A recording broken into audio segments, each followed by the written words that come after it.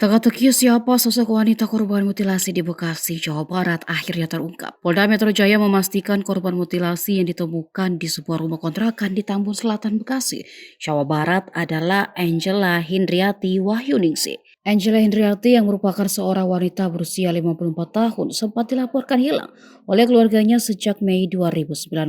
Kematian Angela Hindriati di tangan kekasihnya sendiri, Eki Listianto, ternyata menyisakan satu kisah tragis lainnya. Jauh sebelum tewas di tangan kekasih, Angela sudah kehilangan anak satu-satunya pada 2018 lalu. Anaknya itu mengakhiri hidup dengan cara yang tragis. Bahkan kematiannya sempat menjadi pemberitaan sejumlah media. Gadis remaja itu ditemukan tewas mengenaskan di taman kompleks apartemen pada 20 Mei 2018 malam.